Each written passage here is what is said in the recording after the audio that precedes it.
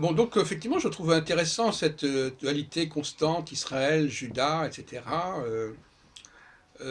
Enfin, c'est qu'un Mais, aspect, mais hein. je vous ai quand même posé la question, pourquoi dans l'Exode, on parle tout le temps des Bnei Israël, Parce que c'était. Non, mais alors que cette expression ne devait pas être très appréciée dans le royaume de Juda. non, mais attendez, l'Exode, c'est bien avant la division du royaume de Oui, non, Salomon mais je parle du entre récit, Juda et Israël. je parle pas des événements lui-même, je parle de la rédaction, etc.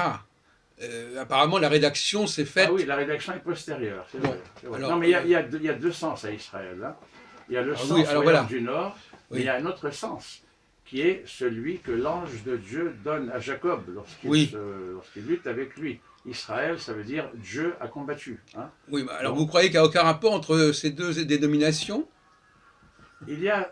Alors, pourquoi le royaume du Sud s'est appelé Juda et le royaume du Nord Israël? Israël étant plus légitime que Juda, parce que Juda, ça n'était qu'une tribu. Peut-être parce que le royaume du Sud était quand même dominé. Il y avait deux tribus, deux tribus plus quelques restes des autres tribus dans le royaume du Sud. Et je pense que la tribu dominante devait être la tribu de Juda dans le royaume du Sud.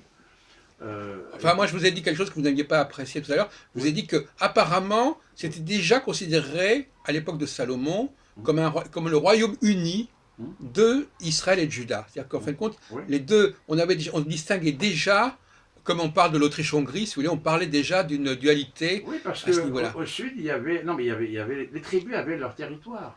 Oui. Juda avait son territoire, Ephraïm avait son territoire. Alors, Les... justement, Ephraïm Oui. désignait non seulement son territoire, mais c'était un nom qui désignait l'ensemble du royaume d'Israël. Ah, Je ne sais pas c'est si vous le possible, saviez c'est ça. possible. Ça, je ne savais Effectivement, pas. non, Oui. non, on appelle, on appelle le temps. Alors pourquoi? Et c'est intéressant parce que la fameuse bénédiction Hum, que Jacob donne oui, au fils de Joseph, oui, hum. vous savez que là aussi il y a eu une interversion. Bien sûr, oui. Et c'est Éphraïm qui l'emporte finalement. Hum, Bon. Or Éphraïm, comme par hasard, c'est le royaume d'Israël. hum. C'est pour ça que moi, ce qui me gêne dans vos propos, c'est que vous ne regardez pas les interférences entre l'histoire et le texte. Il peut y avoir eu des événements historiques qui ont pu se répercuter sur le texte biblique. Non, mais écoutez, vous avez certainement raison. Mais on ne peut pas parler de tout. Moi, je parlais plutôt des axes sur lesquels j'ai réfléchi Oui, et qui m'intéressent. Mais il y a certainement d'autres axes qui interfèrent. Bon, là, j'ignorais ce que vous venez de dire à propos d'Éphraïm. Euh, bon, pour moi, Israël, ça a deux sens, hein. Ça a le sens du royaume du Nord, qui réunissait la plupart des tribus, c'est-à-dire la plupart des descendants d'Israël, en bah oui, fait. oui. Qui réunissait la Donc plus. c'était normal qu'il s'appelle le royaume Voilà, d'Israël. puisqu'il réunissait 10 des 12 tribus d'Israël. Oui. Bon. Et puis le royaume du Sud, où la tribu de Juda était dominante, s'appelait Juda.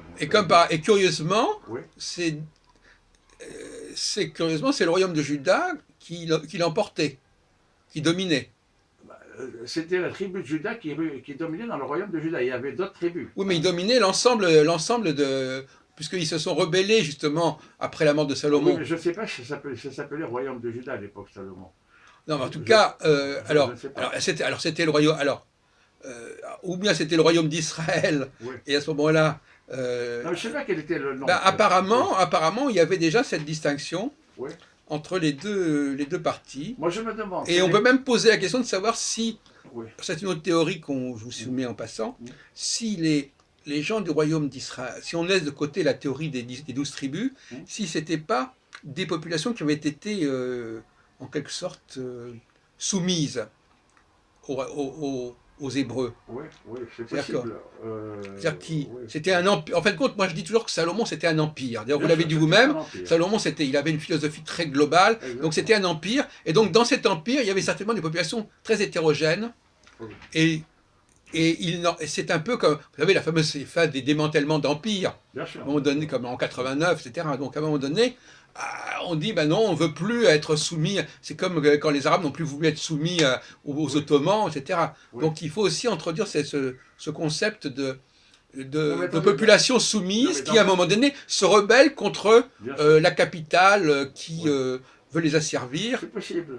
Non, mais c'est, dans un empire, il y a toujours un noyau central et puis les domaines périphériques, hein. Bon, dans l'empire, dans tous les empires, enfin, je Tous ne sais les pas, empires.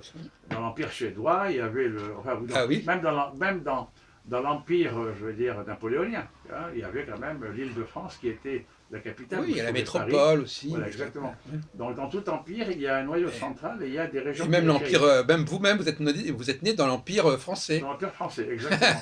Oui. La Tunisie faisait partie de l'Empire français. Oui.